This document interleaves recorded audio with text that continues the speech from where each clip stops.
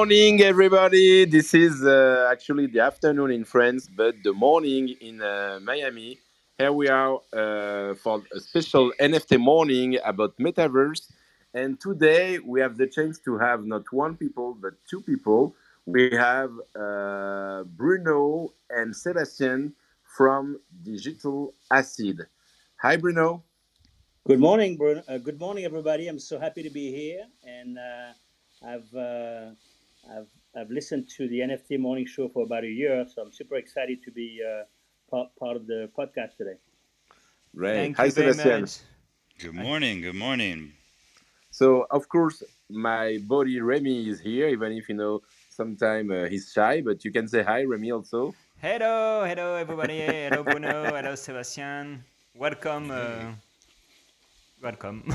Welcome to the metaverse. Exactly. Welcome to the metaverse. So we will talk about metaverse, about uplift, about what this huge video game called Minecraft is doing right now. Also about with NFTs.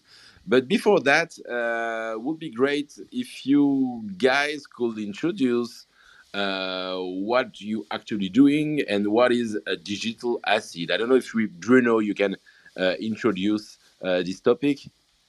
Sure, that'll be great. So I'm Bruno. We both live in Miami and work together with Sebastian on the digitalacid.com, also known as the blockchainblunts.com. And Sebastian will be able to get into the subject and explain, a little bit about everything, but a bit of background.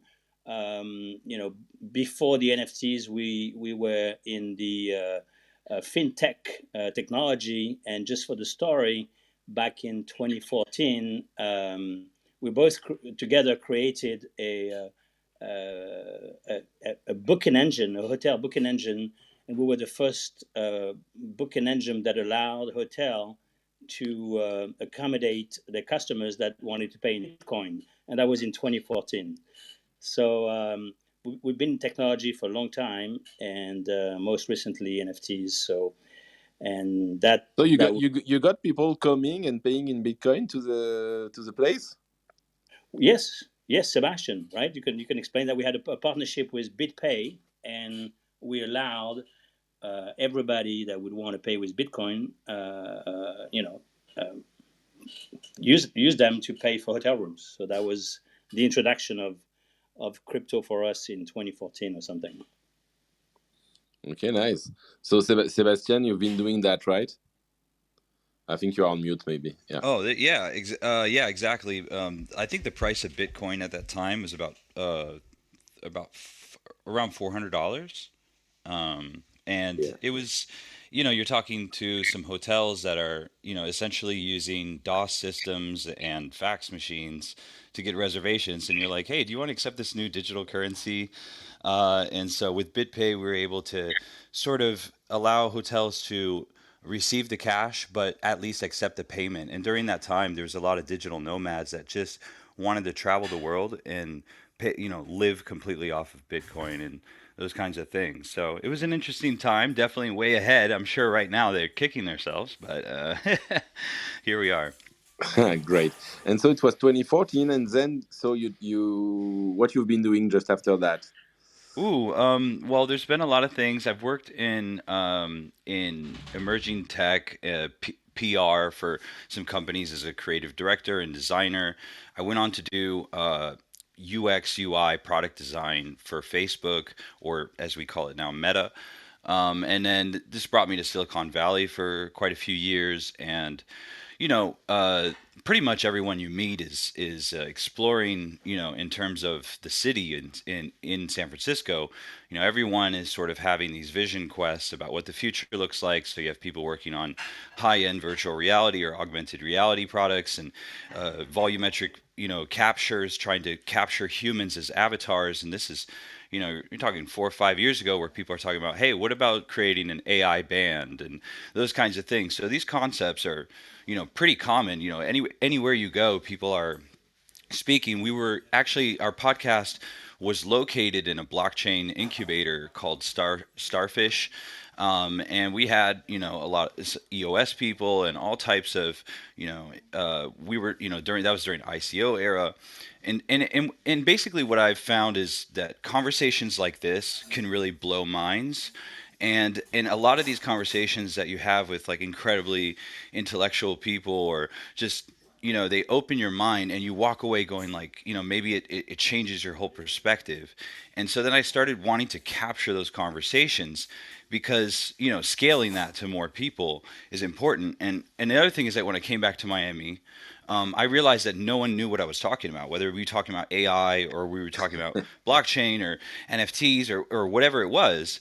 People are like, I don't like, you're an alien, you're from another planet. Like, I don't understand. So I realized that there's actually a language barrier, that's really important to decode, because if you think about the information that's been guarded in prior eras, I was like, it doesn't make sense. We're living the internet era, but somehow geographically, San Francisco has all of this incredible knowledge. And since I was imported, I was thinking to myself, well, what if I could export this information and sort of make it easier to understand and simplify it? So TDA, the digital asset, was really about, how do I connect this cutting edge that you just seen something that's not even released yet, and then you're thinking, how does this translate to humans? Because at the end of the day, technology and innovation is very cool. It's like a molecule crashing in a lab. That's fine, but how does that translate to humans? Why should I care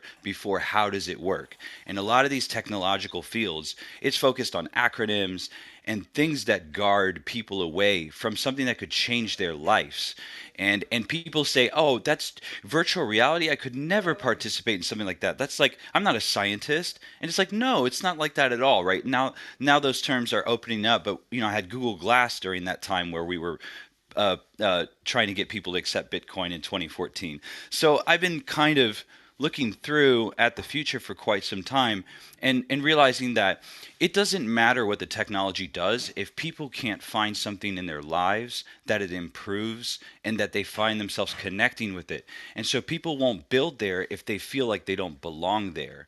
So culture to me is the most important thing. Like when we think of photography, it's not the invention of the camera that's really incredible, but it's the cultures around it that's created 35 millimeter photography, toy camera photography. Now we have Instagram, but it's what people do with the technology that matters, and that's music, art, um, you know, community. Those kinds of things is really what connects I us see. all.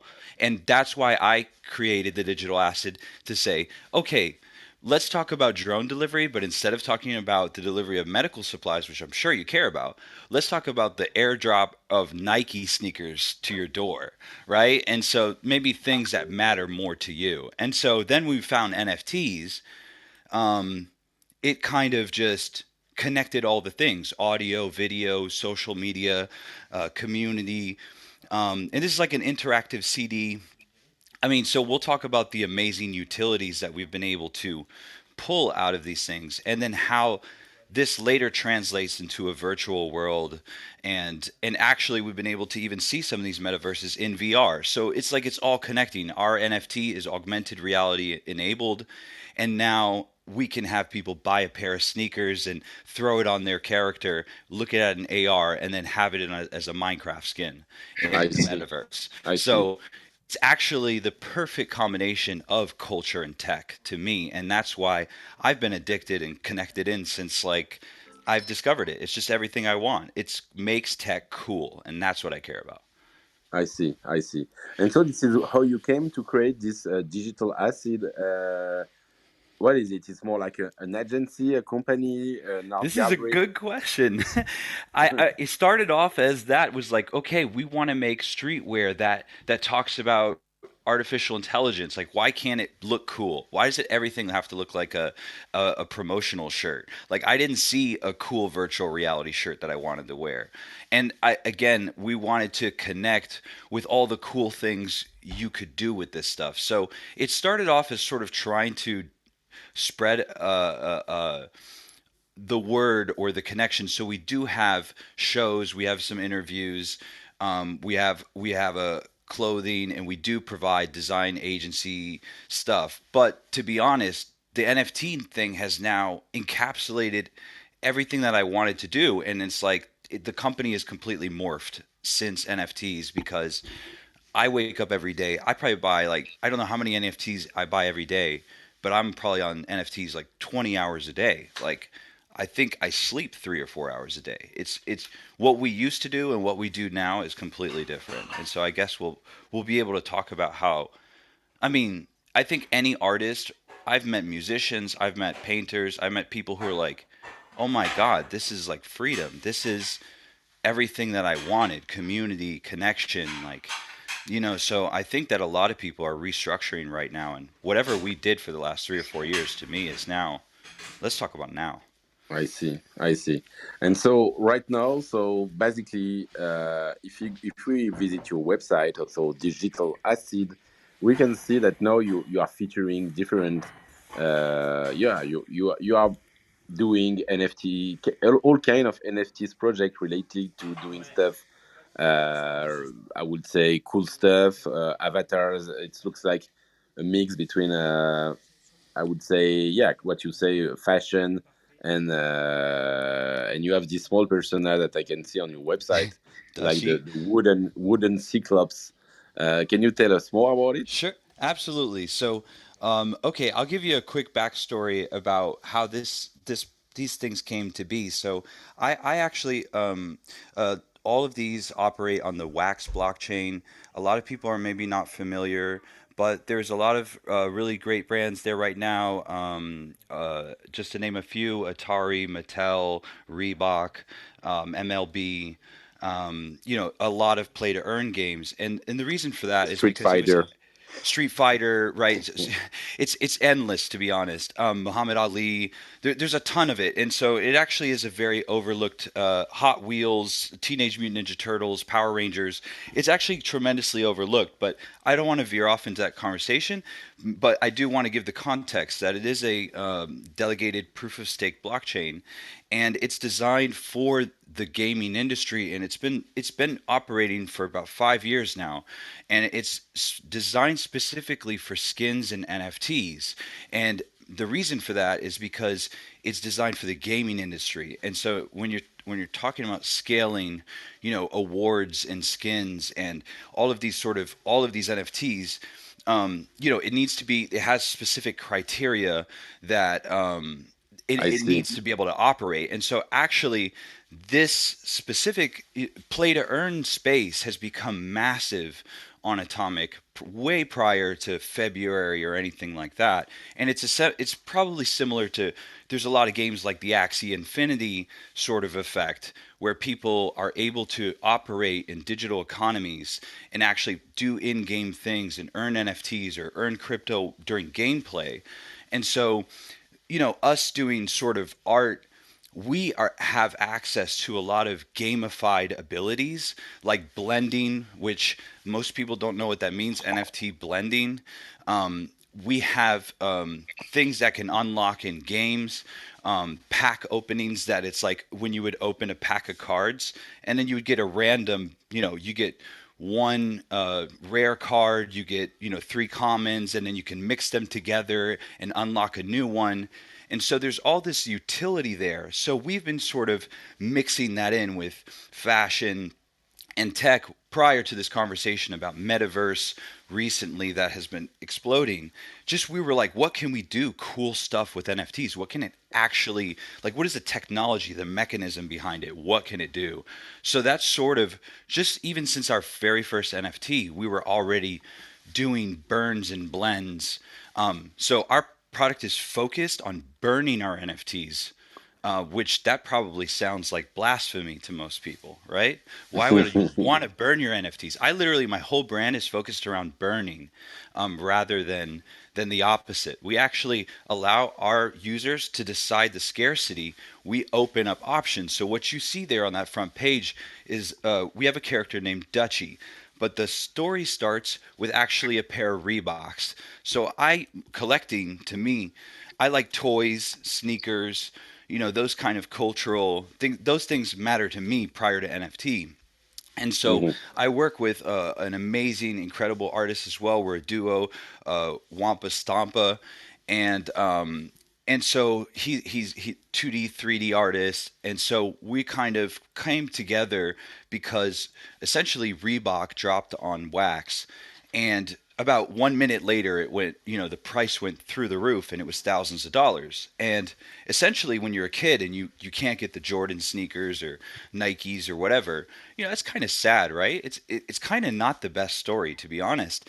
And so we started thinking, well, hey, that's a sick NFT, but what if we did the rebought sneakers? And so we kind of started conceptualizing these, what if the wax is a bit overlooked. So it's like, what if the bootleg sneaker was actually cooler than the name brand sneaker? And so this started this thing about we started designing the sneakers, and then we were like, well, wait, what if with these blending mechanisms, which let me explain quickly what a blend is. I think it would be fascinating for your listeners. A blend is essentially you have a criteria and you take, let's say it says you need this NFT with this template ID, this other NFT with this template ID, and you burn both of them and you get this, unlocks this new rare one. There is no way to skip that process. So it's like if you do want this specific NFT, you literally have to buy these NFTs and destroy them, and then the smart contract mints you a new one and transfers it to you instantly. So this means like a burn to upgrade sort of thing. But the consequence is that the accessories that are mixed together, they become scarcer because the users are burning it, thus compressing the supply. And then obviously as you increase the demand, now all of a sudden this thing that was common, that was only $10 or $20, now is going for, $1,000, $2,000 because there's none left. Everybody destroyed them to upgrade their characters. So what you see is a wooden cyclops version of our character.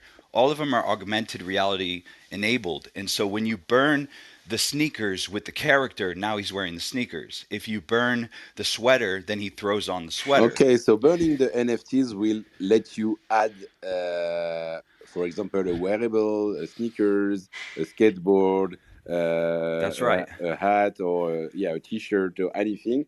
So burning the persona plus the asset will let will create a new NFT where you see the persona wearing the asset basically, or That wearing the.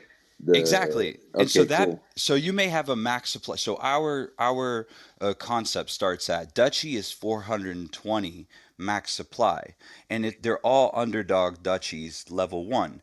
But then now when you add the sneaker, or actually our story starts with the blockchain blunts. You open the blunt pack, which means you destroy the packaging, and that actual NFT is burned, and then you're minted like a blunt that's lit and it's smoking.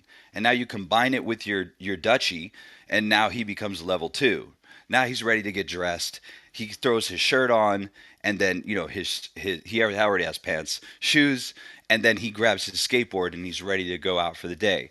But and so this essentially has become now like I guess like a Pokemon metamorphosis, because when we collaborate, we're a collaboration brand, sort of like Supreme, where we work with other Ethereum artists, actually like some of the most incredible award-winning artists, some of them working for Cartoon Network, Adult Swim, or having worked with Wooden Cyclops is a skateboard designer.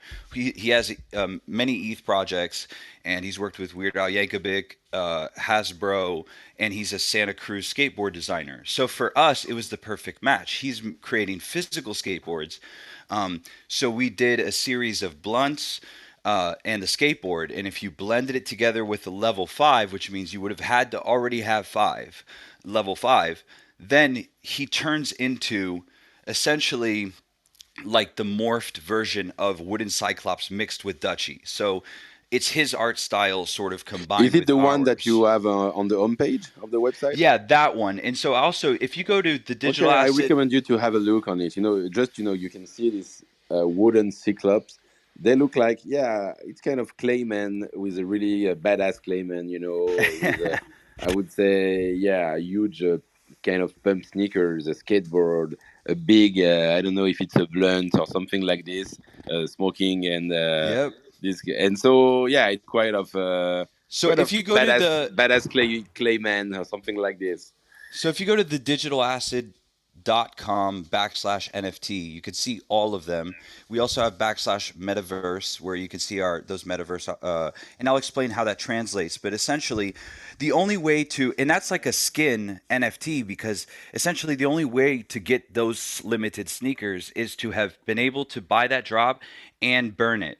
But then when you burn it, it sort of now there's none left to transform the NFT, and it transforms your AR character as well. So you can take a photo with your character a minute after burning with it, and then post it on social, and then show your digital ownership. Which then this bleeds into PFPs and Metaverse, and it's like, well, then how can we continue to give you that ownership, but now you represent that ownership inside of Minecraft, where you can walk around, earn crypto while you visit metaverse galleries. And so this extended the universe of those characters into a metaverse where now we're next door to the other artists, like in our space on our blockchain, but they're in the neighborhood. So now you turn to left and it's alien worlds, and over there you turn to right and it's our planet, and there's this Yeah, so artist basically that I you work could, with. yeah, you could come with your avatar from one metaverse or one game to one other. And so this is the idea of interoperability of the NFTs that could,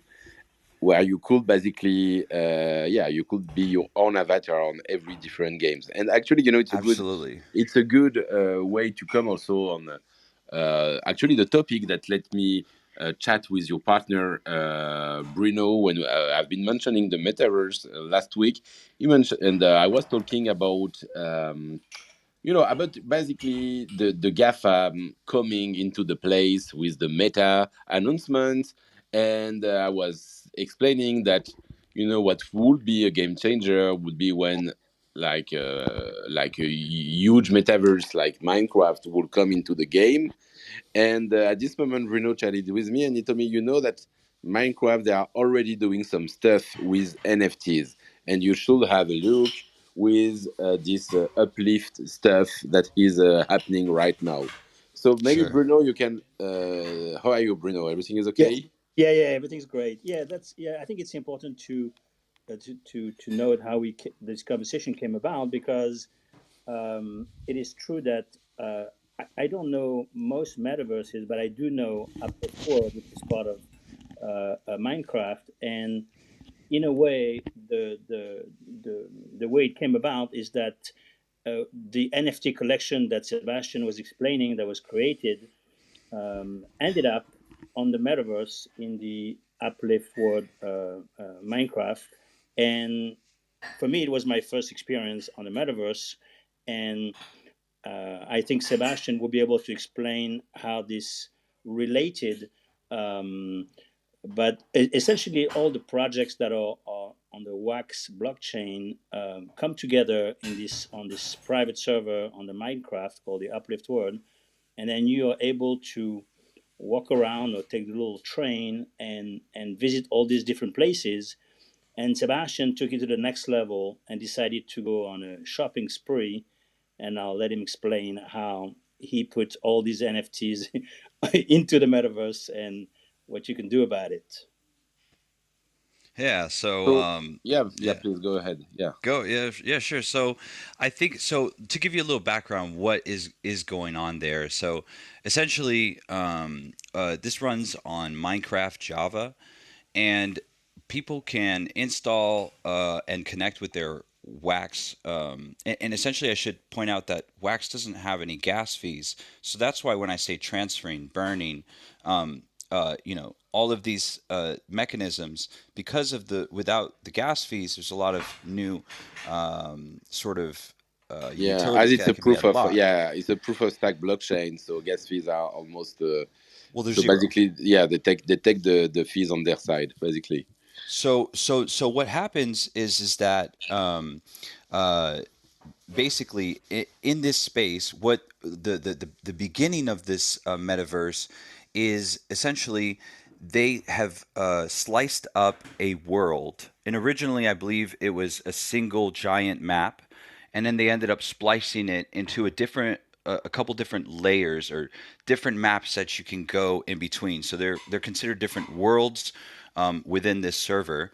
And so when you go on atomichub.io and signing up with a Wax wallet, you could sign up with an email address, or you can get an Anchor wallet and own your own keys and etc.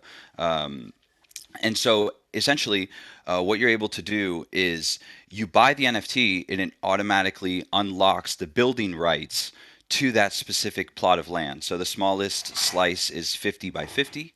And those are actually quite massive. I would say like probably like you can build to max height, which is like 256 blocks high, and then you can dig all the way like probably 256 down below. I could be wrong, but it's really really big. And so when we first got our first plot, we actually we built an action figure for Kenny or Ken Bozak, which is I would say really known in the Wax blockchain.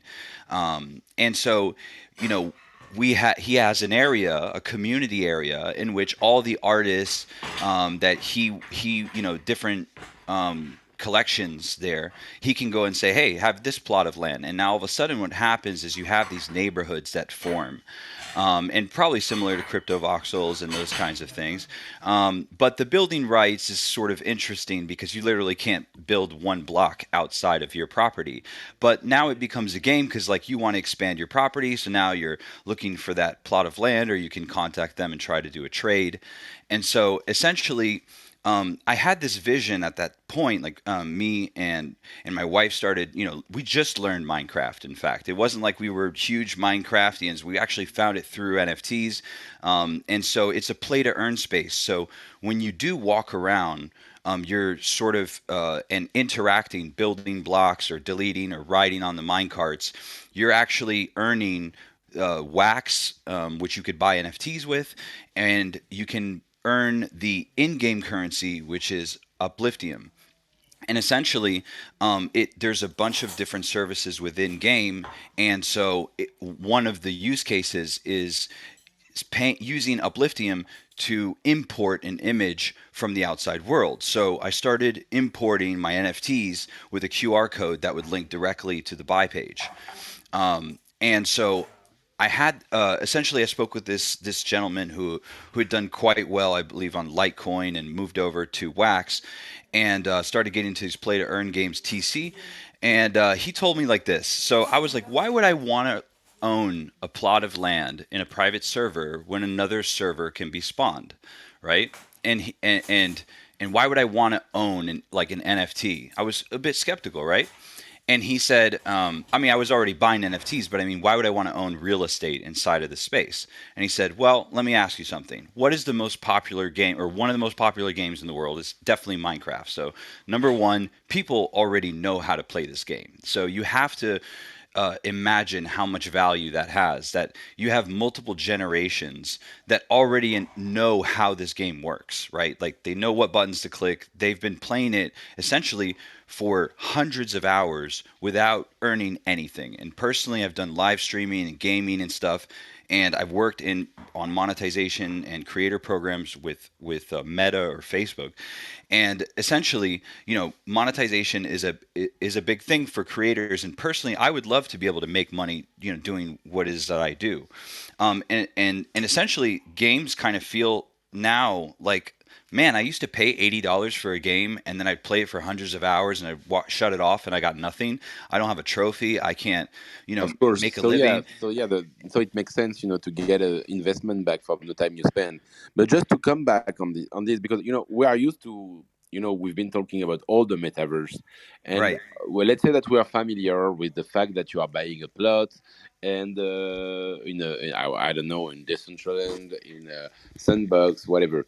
Now, what is different here? My understanding, and tell me if I'm wrong, because I'm not really familiar with this Minecraft. So Hmm. it's one. So Uplift was they've been creating. It's one their own Minecraft, I would say, with one server. So you have one dedicated world, and so you can own a land on the Uplift server. It's one dedicated server that has been created by Uplift, right? That is correct. And so what's happening is now they've scaled this to AWS recently, and the end goal is that when you connect with the other servers, essentially, you know, you can either play regular Minecraft or you can play Minecraft in which there's a bunch of things where you punch a sign in the game and it logs to the blockchain, or maybe it earns you an NFT. Like, there's a lot of gamified mechanisms that they've been able to create that have never existed before. So, which version of Minecraft would you like to play? And Mm-hmm. then essentially, if the kids or the generations are all playing there, then it'd be nice to be able to buy something with the crypto that you earn.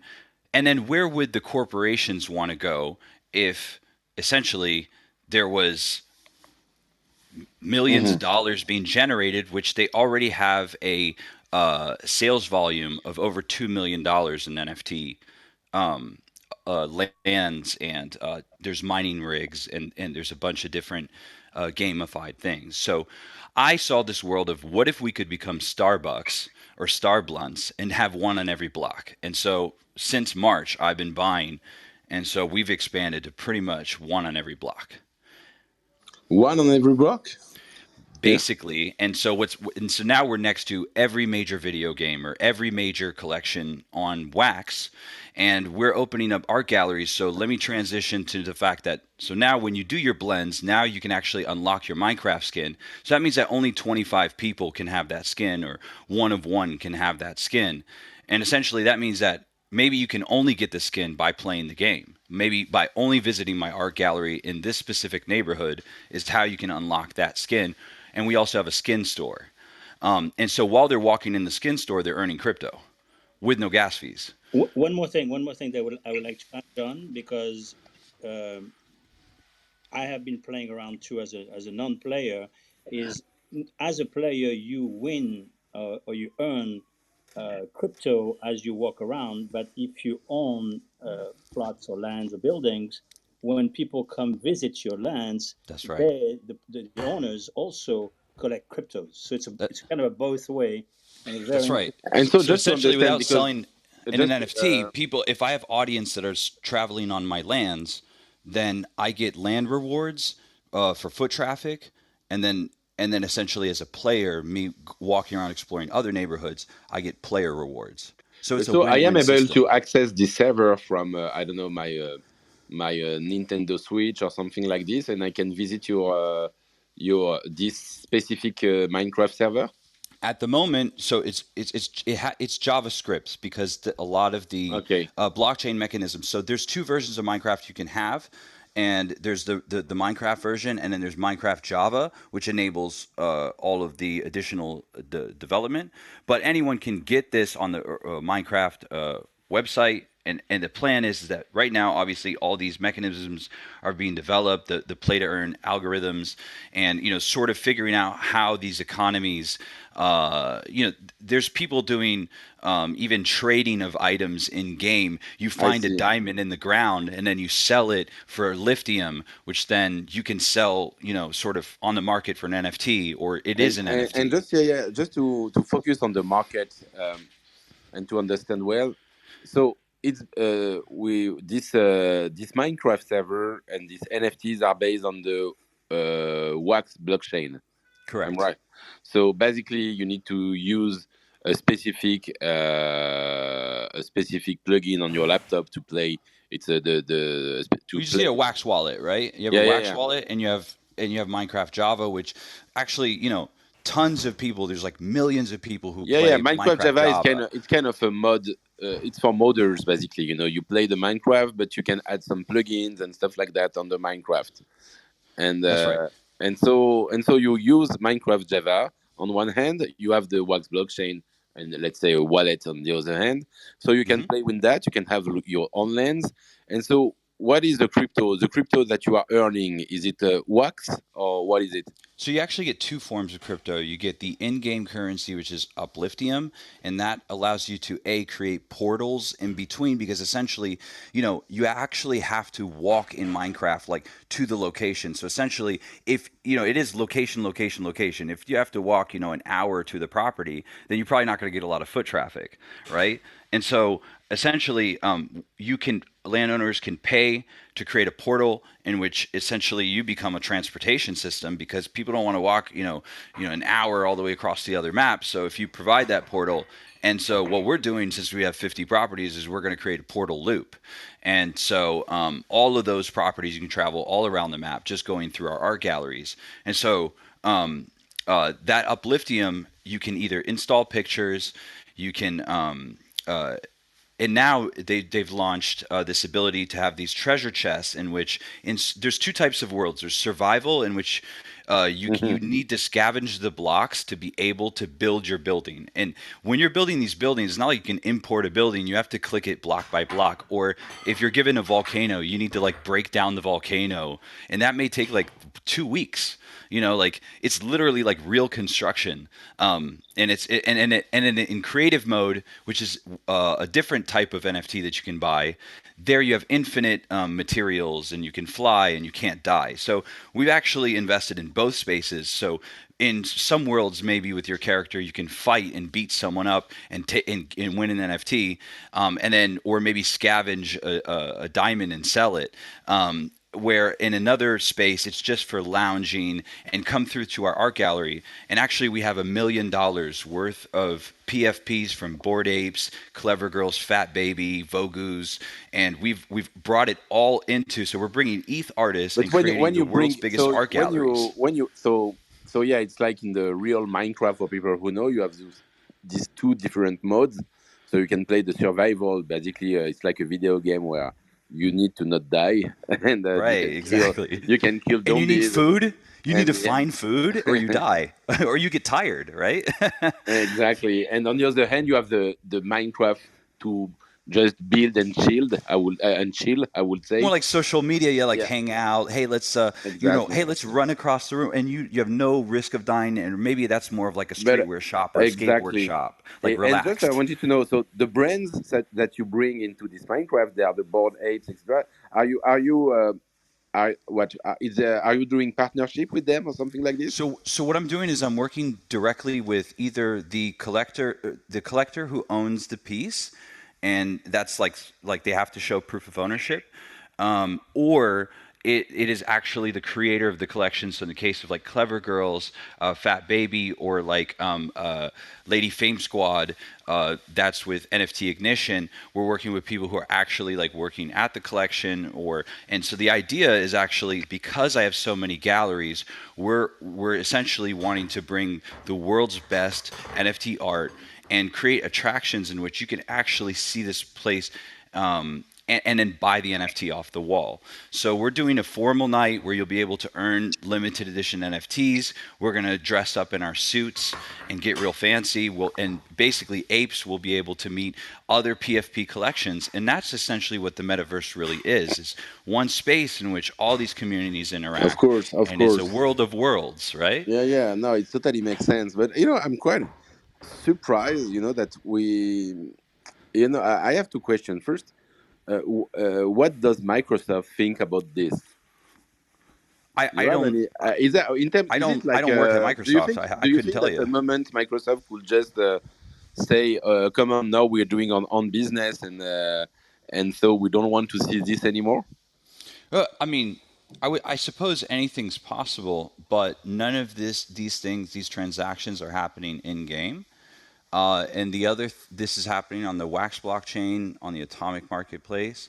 Another thing to be noted is that essentially all of these spatial mapping of these locations and building game mechanisms. There's already maps of the world. These things have been functioning for multiple months. So there's backups of all of these things, and So yeah, for you, plans the moment. on migrating. It may not ever forever be Minecraft. It may be, but essentially where those things are placed and all of Yeah, the so mapping of what it you're is. building a community on that. Yeah, just for people who don't know, of course, Minecraft belongs to Microsoft. This is why we're talking about that. But what basically everything is on chain. The NFTs will stay on chain. The ownership and the coin are on chain.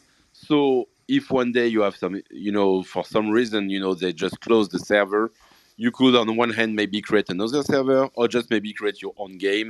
That would be everything is It's- possible basically. right, anything's possible, but essentially, like, Java is used for that reason. Essentially, there's a lot to be learned about these incredible, mechanisms to be able to punch a sign in the game and then it logs to the blockchain and then gets you an NFT. I think that's just valuable, amazing development that some of these things are, unrolling day by day, like a treasure chest that's filled with items that you had to dig in the ground and now you can pay with Upliftium. Those kinds of things are invaluable in terms of for any game company. And so I think it's just whatever will happen. I would say it's incredible to watch day by day. Hey, this new mechanism just launched. Do you guys want to alpha test it? Boom, it's out. And you just are the first person who's ever logged to a blockchain from a in-game punch on the Wax blockchain. Like, it's really developing day by day. So I couldn't tell you what's happening, years down the road. But essentially, from what I understand, there's also an ETH project that is looking at doing such a thing, but has not yet launched. But again, that's the thing, is like, if you're able to prove that you can successfully create these connections to the blockchain, that's worth more than the promise of, right? And I wanted to know, do you have like how many daily active users are on this server currently? I couldn't tell you, to be honest, off the top of my head, but Yeah. it's No, but important to is note it quite that. active? You have visits, or because most of the metaverses right now are, you have a lot of building, lot of initiatives, but they are not so much visited, I would say. Right. So I'm just wondering, because as it's Minecraft, you have people playing in the survivor mode, for example. So actually, what's happening is also there's a few other games on the Wax blockchain who are also creating so they're play to earn games that were originally like transaction based and those kinds of things, and now they've created they're now those characters can use the sort of leverage what the Uplift world has been able to build, and so now you have another huge game. You can look up ourplanet.io, and this is a massive play to earn game. Some people did look at some of the results close to an Axie Infinity, and so now they're now migrating their entire game to 2 survival worlds, and Can you essentially repeat? You say artplanets.io? the letter R and then Okay. planet.io, Artplanet. Okay. Yeah. our planet.io. And so the thing is that what's happening is essentially there's other communities that are building games inside of the games, and then there's other worlds that are actually getting dedicated worlds to their games. So it's not necessarily all Uplift world. So you're going to get that bleed through from other games. So it's kind of hard to really define where it's all going. Because, for example, like Our Planet's launching, I believe, like there are already people building in there for that gameplay, and they're launching the fighting PvP, I think this month or something. So it's kind of hard to say exactly. Like, definitely, like when we have community events, there's tons of people. It really matters, again, what's happening there and what's the reason to be there. So it matters who's building there and what other things that are happening that are meta, because again, a lot of these other I guess they're all buying properties to represent their brands there as well. So people have different events, and then that obviously draws people to servers on those specific days. But then on other days when there isn't events, then it can be a bit more scarce. So I don't know. It's kind of hard to really call out, but essentially, in that space right now, I believe it is locked to a lot of things of NFT owners only. So essentially, when guest passes and these kinds of things open up, it would make more sense that you would have more and more foot traffic when there's less and less requirements to get in. And John, I wanted to add about the cryptocurrency that people earn when they travel through Uplift World, is that you get rewarded in lithium, and the lithium is super easy to convert to wax or to any other crypto, and we use mostly an exchange platform called the Alcor exchange, and it's super easy to convert all the different cryptos that we collect. This is a very good point. So, and when we talk about interoperability, you often think about, well, this world of like, if I earn Call of Duty points, then I should be able to like convert it for this other game currency, and it should be equivalent exchange. And so, what you have now, there's been some fascinating things happening on the Wax blockchain. For example, there's NFTs that have now been tokenized. And that's something really interesting to think about. And so then they're able to be put on exchanges and then swappable for other in-game currencies, and then have charts, etc. So what you have is all of these different games that are able to sort of, you go in this game, you earn a certain amount, and then you swap it for this other game, and then essentially some of these games are actually building together where they're overlapped.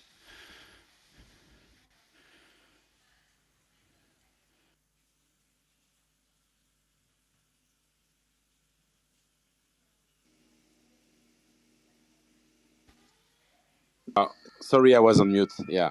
So Okay. okay, yeah. No, no. So yeah, I understand. So they are creating interoperability between games that are already on the Wax blockchain and trying this kind of experiment. I really wanted to thank you, Sebastian, because to be fair, I Yes. was yeah, I think I didn't go on the Wax. I didn't visit anything related to Wax the last Sure. few months. I think I was aping into Street Fighter's card and some other stuff that I really like called Bitcoin Origins or something like Yeah. that. It was like the first project maybe So that all of happened them on. have land in Uplift. Oh, All really? these things Nice. that you're talking about, exactly. So, well, maybe not Street Fighter specifically, but the other projects you're naming are Mm-hmm. certainly building. And what you were explaining, actually, the experience is quite good on Wax. It's true, it's cheap. And you have any like reason you think, because what you're explaining looks quite exciting, and on the Wax blockchain on one hand, and on the Uplift meta Mhm. Minecraft on the other hand, why do we have, so I would say, why is it still a niche inside within the metaverse world? Everybody's talking about the main blockchains and about the sandbox and Decentraland and Because it's crypto all voxel. ETH. It's all ETH, and people only know sort of one blockchain, and most people think NFTs is only sort of, can only happen there or something. And so it's normal that if Paris Hilton's talking about ETH metaverses, then you're going to, you're not going to mention, Wax blockchain. People often you go, what's Wax? What is that? But most people don't know that there's a massive fund initiative put to create an ETH Wax bridge in order to perform DeFi with no transactions, no gas fees at 8,000 transactions per second, about 300,000 times more environmentally friendly to mint an NFT. And there's no gas fees to burn, claim, mint, and transfer, which are sort of all of the main things you need in order to sort of function and do things. So there's a huge initiative. I believe there's Ethereum board members. Um, so this bridge is happening, and so in terms of metaverse, the reason why you see us working with a lot of Ethereum communities and actually wanting to talk about the Wax blockchain is essentially this bridge is going to happen no matter what. But the bridge is not purely technological. It's not because things are compatible that the metaverse happens. It actually happens through people. It happens to like cultural reasons why you would want to show up. So yeah, if you want to hang out with a bunch of apes that night in our metaverse and earn crypto and get a one-of-one NFT, then hit me up so that way we can start setting up the Wax wallet, and you can actually experience sort of the speed of the transactions, and it will be a part of the Ethereum experience because it's literally in development and massively funded. And we have, in terms of Wax, you have Street Fighter, Mattel, Hasbro, Teenage Mutant Ninja Turtles, Power Rangers, Muhammad Ali. I mean, this is not like just nothing. Atari has been there since last year. And when people are talking about Yeah, metaverses yeah, no, now, I think they are attracting a lot of IPs, right?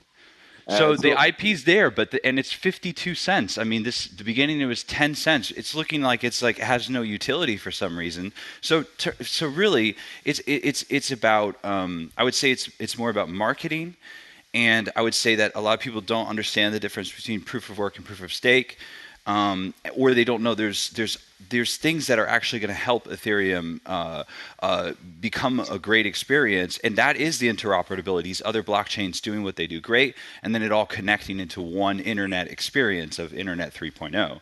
So it's like I wanted to build the relationship and cultural bridge, so that way seeing is believing. Hit that accept button, see how fast that transaction goes.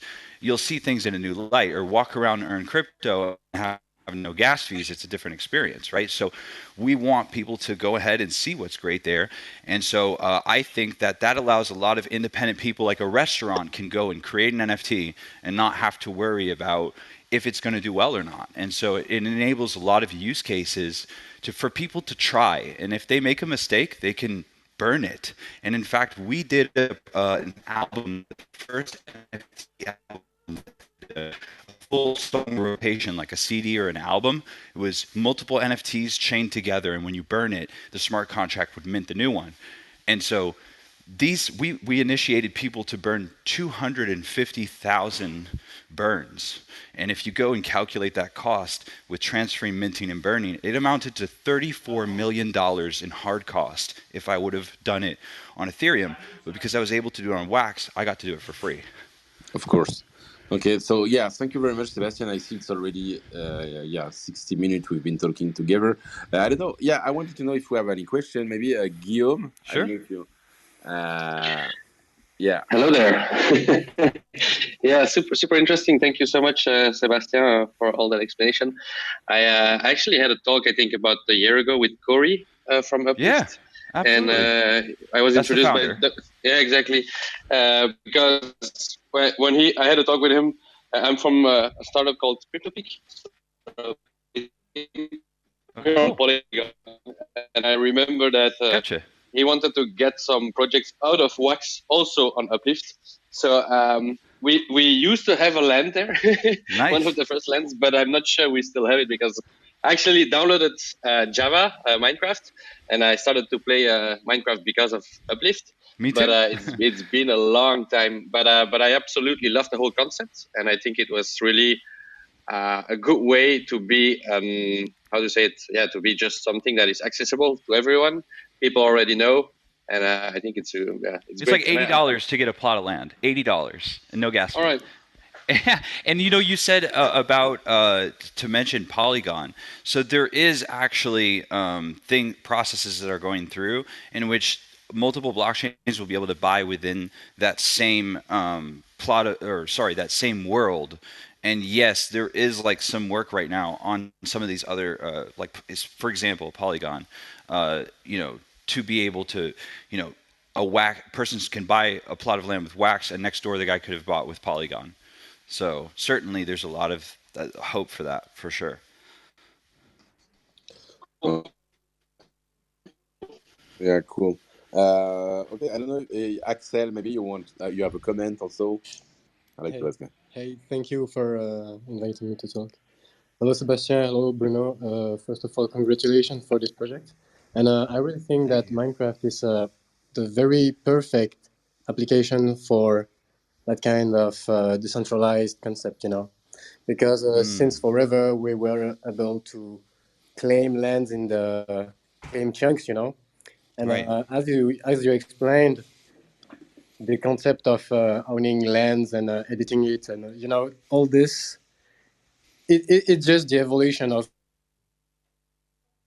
New sort of ways, new economies that form. And so I've actually worked and paid like Minecraft builders to go and clear land, like a demolition crew, because it takes hours to clear a land, right? This is not like here's a blank plot of land. If you got a mountain, you got to deal with that mountain. You got to either adapt to that mountain or flatten it. And that's a lot of work. And so now there's people who literally make a living being wonderful Minecraft builders. They don't even have to show themselves on camera, and or there's people who are wonderful scavengers and able to find these rare items and then make it easier for someone who wants to build a red house. They don't want to go and spend 2 weeks finding red blocks. So now it creates this economy, this in-game world in which being good at the game actually translates to your real life. So I think it's beautiful that these people can do what they love, Yeah. NFTs and creativity and games, and then not have to be on camera and go viral to be able to earn, $500 at the end of the night, on YouTube or something. It's a brand new world, and I'm very hopeful for that. I think that that's so fun and amazing, and I think Minecraft's a wonderful game, and it's been very therapeutic for me to build and to see that real time. Like I have an idea and you click click click and it's taking form. And in a survival world, some people have to fight. You have to get a sheep to grow wool to be able to have purple blocks to build a building. Like people have to think about the strategy of how to build their building when they don't have resources, or talk to someone. Hey, a neighbor, hey, can I borrow some eggs? I think that's really cool. That's nice. That's nice. So yeah, thank you, Sebastian. I just realized okay, your background noise came back, but it's okay. But I realized that actually I own an uplift land. Uh, I guess it's not that rare at all, huh? Three guys on the call and they all own Uplift? Four, actually. Bruno's got some land too. So, hey, listen, let's not make it seem that niche now. No, no, no, yeah. Hey, does anybody on the call not have any Uplift? How about that? No, yeah, it's true. I've been, but it was before the project was launched. I think I've been buying that, but I didn't know what. It's kind of sometimes you buy stuff you don't know what it is. But that's the thing. You're investing in the future of what they can build. That's what NFTs are, is I believe in your vision. But if you don't check back in, well then, yeah, it may seem a little boring. Yeah, that's interesting. So I will dig into this stuff. Well, we appreciate you funding the project, and so we can have fun. So thanks Yeah, for your early definitely. NFT investment, because it's been I haven't stopped playing every single day since I think March or something. So Oh yeah. Okay. John, thanks for your early belief. Oh, that's John, great. we're actually attending the Miami Crypto Experience, That's and right. just to reassure you, I would say that most people have not heard about Wax blockchain, so don't feel bad at all. And but I know Sebastian had dinner with Corey from the Uplift World 2 days ago, He lives in and Miami. yeah, he lives in Miami. And then I remember Bonds, the guys from our planet, saying from the NFT New York City, saying the same thing. Nobody knows about the Wax blockchain, so I think it's pretty exciting that this Uplift World is being launched, and there's a long way to go. And I think that it's a very hard word to say. Interoperability is on its way, and there's a lot of cross chains, and so I think that the future of the metaverse is just the beginning, and it's going to be so exciting. I love it. I love it. That's great. I think it's good to to end up with this podcast so far. So we will stop the recording. For people who want to stay, we can still chat together. But I really wanted to thank you, Sebastian and Bruno, and thanks to Guillaume, Axel, and everybody else in the room. And yeah, I think this is what I really like. Sometimes there are so plenty of interesting projects, and sometimes you say, yeah, you don't have enough time to see You everything can't that see is it all. being It's too much good stuff posted. happening. Yeah, And by the way, exactly. one last final plug, thedigitalacid.com, acid.com /NFT, and check out what we got going on. Hey. Sure, sure. So thank you very much, everybody. Have a great weekend, and we will actually see. Yeah, we have another room next Monday about metaverse, because the metaverse week was too short. So we will continue a little bit during next week, and so we'll be with Gwendal, who will to talk about a lot of new metaverse project that we didn't have to mention, like Treeverse, like the MetaKey, like a lot of other projects also that we'll talk about. So have a great weekend, everybody, and let's talk on Monday. Bye bye. Bye bye. Thank you very much.